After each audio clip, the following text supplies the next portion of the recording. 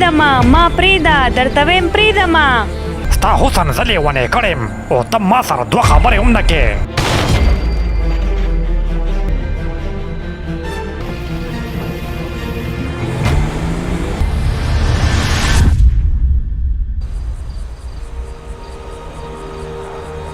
بیا رئیس کور کې خپل مور سره ولاړی او ډیر زیات غوسه. مورې نن نه پس به ته ناوخته کور ته نه راځې، په خپل ټایم به چوټي کې او کور ته به راځې. دا کو زه په وخت نه وم راغلی نو خدای خبر چې څه به شوي وو. زویه نو مزدوري خو به کولی که نه، زه خو داسې کور کې نشم کېناستی، ستام کار خراب دی. کار له ځه مورې، خو اوس به زینب ځان سره بوځې، دلته کور کې به یې نه پرېږدې. زویه هغه هم پردی کور دی، دا به هلته ټوله ورځ څه کوي او تاله به روټۍ څوک پخوي. مورې کار دې در سره کوي هلته، خو به ځان سره یې اوس بوځه، کور کې یوازې مه پرېږده او زما غم مه کوه. ای به زه به یو ټایم ناره تېروم. اوس زینب زه ځان سره بوځم دکان ته، نن مې نیک نشته او د هغې نه پسې بیا ځان سره روزانه بوځه. راځه زینب چې ځو. رئیس خپل خور ځان سره بوزي او مور ته م وایي چې دا ځان سره هلته بوځه.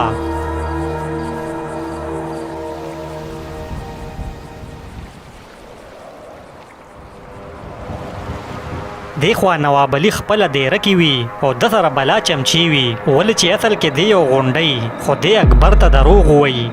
داجي تا هغې سره رشته پخه ولې نه کړه؟ ته خو خالي لاس راغلې. زوی هغه زما ملګری دی، ما ته انکار نشي کولی، خو د هغه لور لا رشتې ته تیاره نه ده او دا د هغې ډېره زیاته نیازبینه لور ده. نو داجي تا خو څه کور ته نه راوسته، خالي رشته خو به دې کړې وه که نه؟ دې جینۍ ما ته انکار څنګه وکړو؟ دا زما توهین دی. هېڅ توهین نه دی زویه، وبشي دا یو پیره کې نه کېږي. هغه جینۍ ډېره نیغه ده، ته لږ صبر وکړه، یو څو ورځې پس ورپسې بیا ورځو. ټیک ده داجي، خو ګورې اوس دغه جینۍ زما ضد دی، هم دغه به ما لکې دې زما د رشتې نه انکار څنګه وکړو؟ ته غم څه لکې وبشي زویه، ته سړه وخوره، انکار نشي کولی. هم دغه جینۍ به درله کوم، ته تماشه کوه. اوس ورشه دغه کسانو نه پیسې راوړه، ما یې نن ټایم راکړی دی، په وخت ورپسې ورشه. ټیک ده داجي.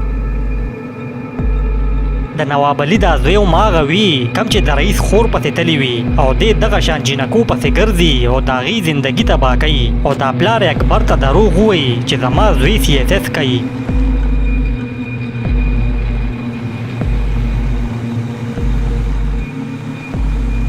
نواب علي یو غټ سمګلر وي او دی په غټه سطحه آیس لیږي بهر ملکونو ته. لکه مال سعودي ته ورسېدو که نه، د هغې خیر خبر واخله که نه. نیکه خبر مې اخیستی دی، خبر دا دی چې دوه کسان واوړېدل او یو پکې سعودي ایرپورټ باندې ونیولی شو، اوس به د هغه نه سر کټ کوي. ښه ته څه وې، زه خیر دی هغه دوه هم ډېر شي دي، دا یو دې پکې مردار شي خیر دی. نیکه د هغه کور والا ته به اوس څه وایو؟ هغې خو به اوس دلته راختایي. هغې چې راشي نو بس 10 لکه روپۍ به ورله ورکړې او ورته به وې نور غږ ونه کړې، که نیښه به درله نه وي، کیسه ختموه چې بیا تنګول نه کوي.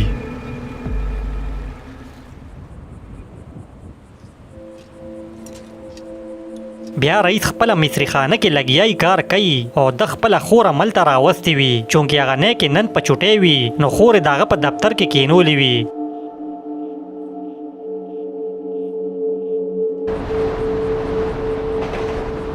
رئیس لګیای کار کوي چې دغه ټایم اکبر خان دله راشي او ګاډې ورله راولي.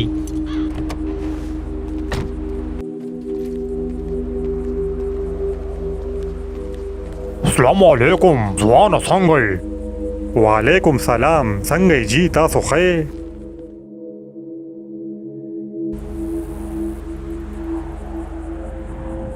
بیا رئیس د اکبر خان کینی نو اکبر ورته وایي زه خبر شوم چې ته دلته مصري خانه کې کار کې، نو ما وی راشه چې خپل ګاډی درله راولم. زما ګاډي کې ډېر زیات کار جمع شوی دی چې دا راله پکې وکړې. او ولې نه جي، وبېکو پکې، بس ګاډی راته پرېږدې چې څه مې درله بیا وکم. ستاسو مورکۍ مونږ کره کار کوي، نو هغې هم څه د قرض پیسو خبره کوله، نو ما وی چې هغه خبر هم در سره وکم. او جي بس لاس هم نن سبا لږ تنګ دی، پیسې هم پکار دي، زما د خور واده را روان دی او هغې له جهیز اخلم. دی دا خبرې کوي چې دی کې د رئیس خور د دفتر نه راوځي او سیده راشي د ده خواله. بایجانه کور ته به کله ځي چې زه درله سپاخه کم که نه؟ دا خو ناوخته دی. اکبر چې د رئیس خور وویني نو زړه ته یې پرېوځي او دی ورته هینګ شي. هله دا خو ډیره زیاته خشته ده دا خو ما نه ولیدلې زینب ته صبر وکړه زه هسې لږ ساعت پس چوټي کوم بیا به لاړ شو ته عمره دننه کښېنه ټیک د بیجا نظر کار ختم کا چې بس بیا زو کور ته زه تنګه شوی یم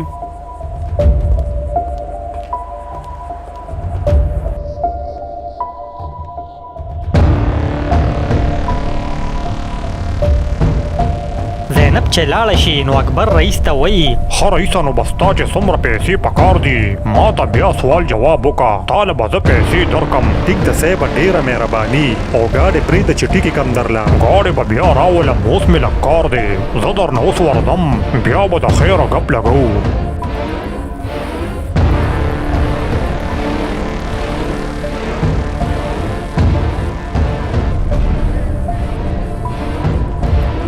خان ګاډی هم کار ته ونه درېږي او بس دالته نه لاړ شي ولې چې سړی ډېر زیات ګډ وډ شي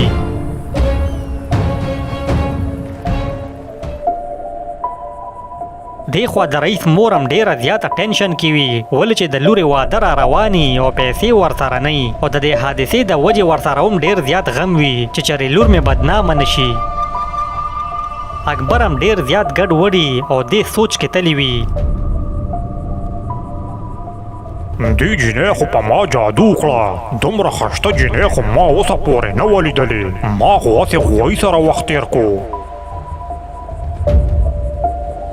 خو که دې ښځې ته مې د څه حرکت پته ولګېده نو د هر څه نه به خلاصېږم زه خو د دې د وجې خان یم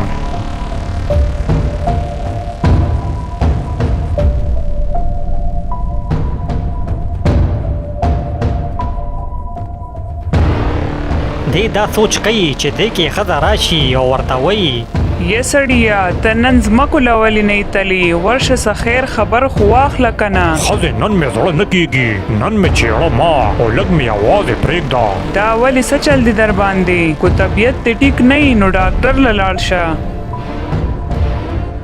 اکبر ښځې له جواب ورنکي نو ښځه یې ځان سره وایي جوړې د ده خوب پوره نه دی ګډې وډې وایي پرېږده چې ځان سره سوچونه کوي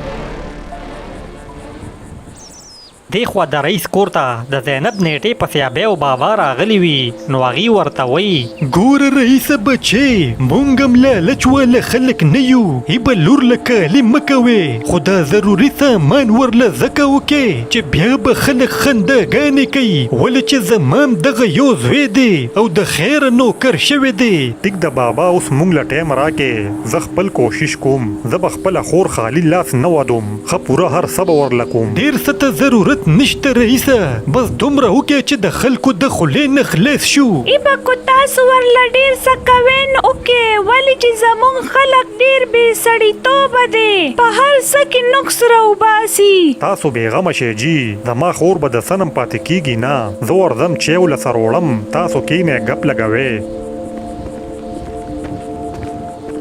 دې چې کمې خبرې وکړي هغه دننه دا جینۍ واوري او دا ډېره زیاته خپه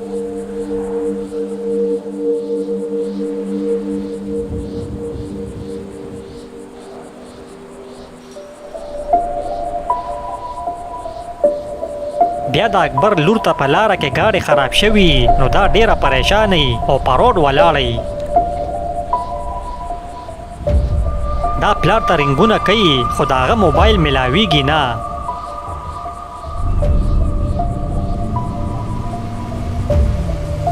دغه ټایم رئیس په موټر سایکل را رواني نو دی وویني چې د جینۍ ته ګاډې خراب شوي بس دی ورته ودرېږي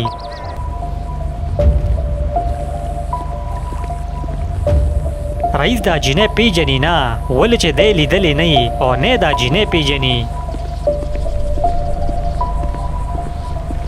رئیس چې د هغې خواله راشي نو ورته وایي دا ولې جي تاسو ته ګاډې خراب شوی دی د ریډیټر نه خو لوګي روان دي او خراب دی ګاډي نو ته څوک یې او دلته څه کې زه شابه روکېږه جي زه مکینیک یم ما ته پته ده چې ګاډي کې څه پرخ دی زه خو ستا مدد له ودرېدم ولې چې ته زنانه یې او په روډ ولاړه یې بس ټیک ته ورشه وګوره ګاډي چې څه پکې خراب دي کو ټیک کولی شي نو ټیکې کا ستا به ډېره مهرباني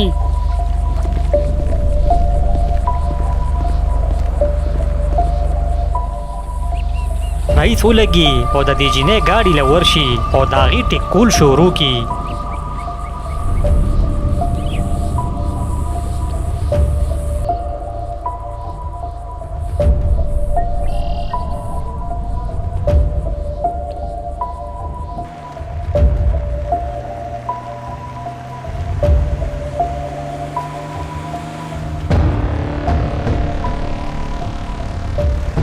دغه ټایم د نواب علي هغه لوپر زوی هلته راشي او هغه دا جینۍ وویني.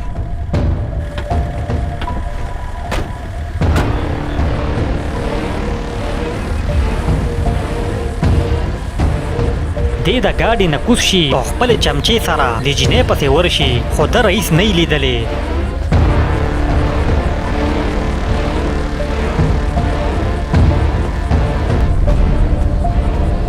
تا جرأت څنګه وشو چې تا زما رشتې ته انکار وکړو؟ ولې ته څومره شې؟ اوس ته څوک یې او د څه رشته؟ دماغ دې خراب دي څه؟ زه د نواب علي زوی یم. زما پلار ستا د پلار ملګری دی. تا رشتې ته انکار ولې وکړو؟ تا ته زما نه بل ښه کم ځای میلاویږي. ته څوک یې چې ما ته په لاره کې دا خبرې کې؟ ورشه ځان له د دماغو علاج وکړه، ما سره په زول بکواس مه کوه. خلکه ته داسې نه پوهېږې. تا به زه وسوچتم او ګورم چې څوک دې رانه تپوس کوي.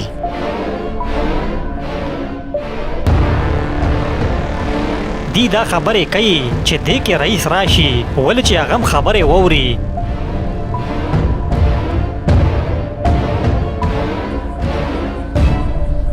ولې هلکه ته خو هغه نه یې هغه بله ورځ چې زما نه تښتېدلې وې. خلکه دلته دا کیسې روانې دي. ما مې چې دا جینۍ زما رشتې ته انکار څنګه کوي؟ ګوره هلکه زموږ د منځ نه وځه، کنې ښه به درله نه یي. زه درله یو ښه مشوره درکم.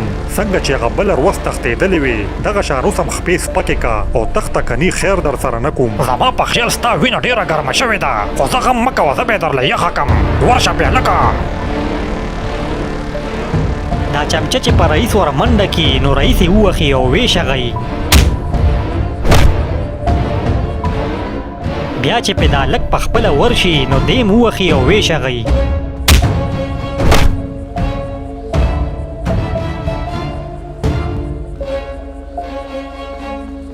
دا هلک او د ده چمچه دواړه د هغه ځای نه وتښتي، ولې چې دی د رئیس نه ویریږي.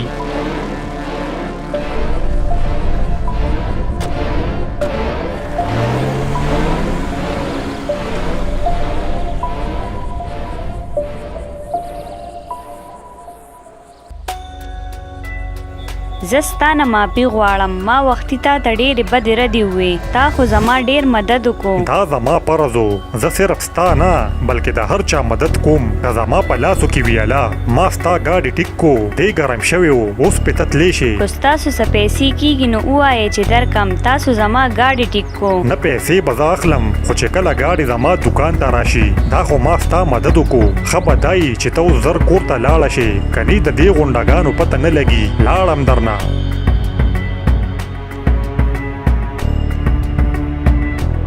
رئیس ولګي او د هلته نه لاړ شي، خو دی د دې جینۍ زړه کې ځای جوړ کي، ولې چې د دې جینۍ په لومبي ځل یو هلک خوښ شي او هغه رئیس وي.